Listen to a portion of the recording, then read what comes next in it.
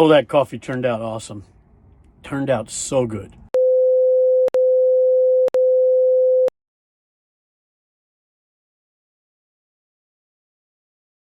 I effectively ran out of hours about 10 minutes till 1. There you go. 1 a.m. That's why I can leave here about 11. So I've got 1 hour left. I'm tempted to put the table outside in a chair and cook me some coffee. Am I feeling up to it, or am I feeling really lazy? I'm not sure. So I'm gonna have to make fire because I can't find my lighter. It's in there somewhere. I know I've got a couple of them, but I've got that. I've got the fire starter anyway, so that'll work. Propane burner. Already got my water, got my coffee over there, gonna fill it up, and we're gonna cook us some Cowboy coffee. So as you can see, this is an old percolator, but I took the guts out because I don't percolate coffee very often, although that's a good way to make coffee also.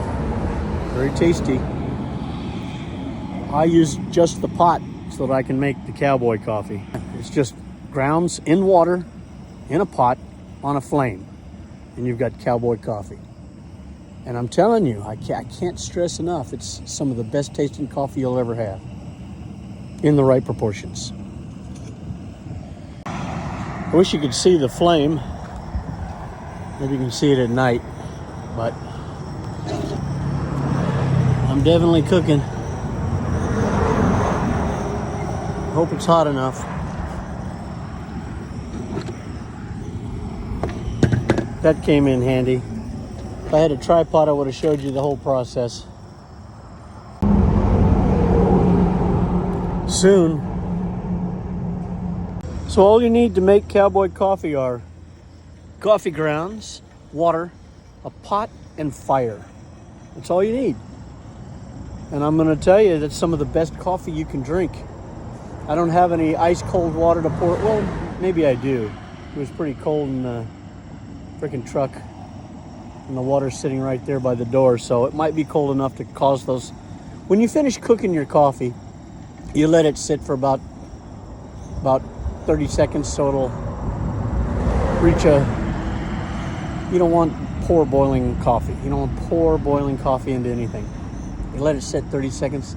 It drops below boiling to about I think it's 190. I don't even know what it is. I don't know what the temperature is anymore. I've forgotten. But anyway, you bring it to a boil, then cook those coffee grounds for at least 4 minutes to reduce acidity, and it's smooth. At least 4 minutes after it boils. The longer you boil, though, the stronger it's going to get. And I don't mean caffeine wise, I mean the darkness, strength of the coffee. So you don't want to get it too dark, because then it starts to get bitter. So we just need to bring it to a boil and then let it sit there for about, I don't know, I'm thinking 5 minutes after it starts boiling. Be good for me. And I'll pour some cold water in there and try to get those, just a little. Ice cold water will make the grounds drop to the bottom of the pot.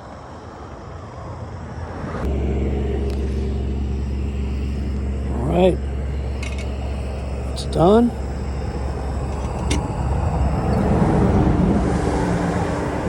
We're gonna pour it gently, since I don't have any ice cold water to make the grounds drop. I don't want to get any inside, but if you've ever decanted wine or anything like that, you can pour coffee without putting grounds in your cup.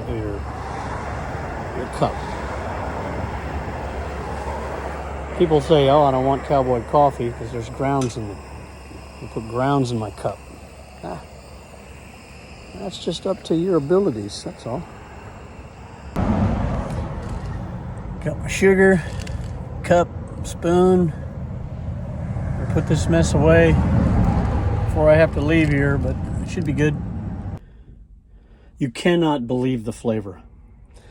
But I like to add a scoop of cacao in mine to give it that little nutty, almost chocolatey flavor.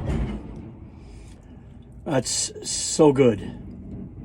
If you can pick up a bag of that, always add a scoop to your coffee if you really want something exceptionally gourmet tasting.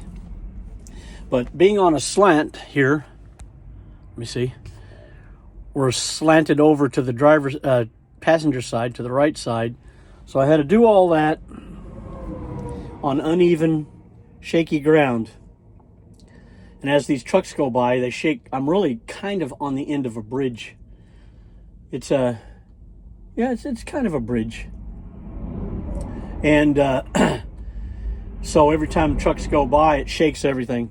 But like Jack Sparrow, I wouldn't know what to do on solid, even, stable ground. I'd be all over the place. I'm not even sure I need a break now. I was going to stop at Love's up there, but since I've been out here in the boonies all night long, stuck on the side of the road, I may stop there anyway. That's about 40 minutes away. Or make it down further to a better than a Love's. I'm not a big fan. They're convenient.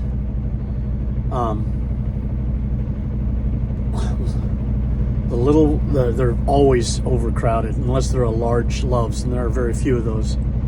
But nowadays in the trucking industry, the way it is, Love's are super crowded.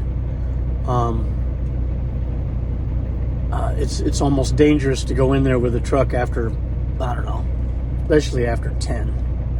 And I didn't stop until 1. I pulled through, big mistake, over by Charleston. I tried to get into a very small Pilot, Flying J. That, I think I parked there once before. That's where I got pinned in. That place, don't ever go there after, I would say, 5. Don't ever try to go in through there. It's incredibly hazardous way to drive. It's incredibly hazardous. There's just, you got to squeeze in between trucks that are parked 3 and 4 deep. Then there's just enough space to get through. You can barely get around. I couldn't make a right turn at the end by the pumps until the truck in front of me moved out of the way over to the left and went into a different pump, because the trucks were parked so close you couldn't make a right turn. And all I wanted to do was pass through the scale and get the hell out of there.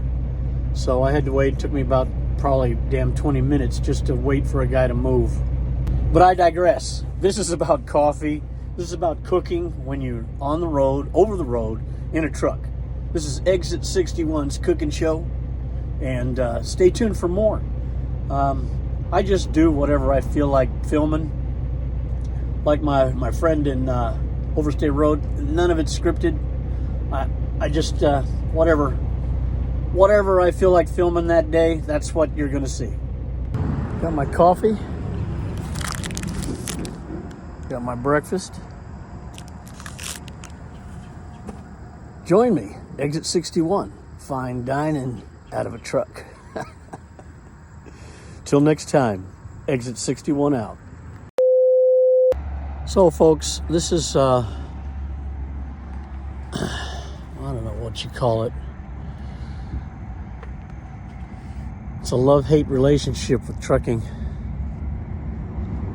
It's beautiful out here. Definitely beautiful. But once again, I ran out of hours looking for a safe place to park.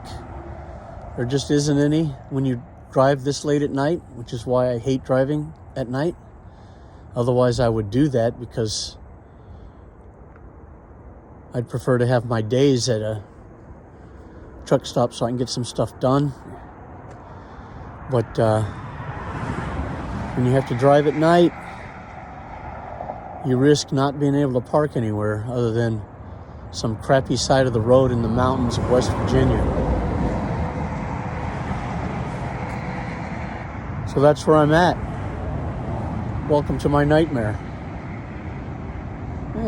It's kind of, like I said, it's a mixed blessing because it's gorgeous out here, but I don't want to park out here on the side of the interstate for 10 hours. Hey folks, I love coffee. I have about a dozen different ways of brewing coffee. I roast it myself, source my own beans and all that kind of stuff, and grind it in a really nice burr grinder. So if you'd like to see more videos on how to brew or see me brewing coffees in all those different ways, like I said, I probably got at least a dozen ways, just mention it in the comments. Put it in the comments below. And I'll see you in the next video.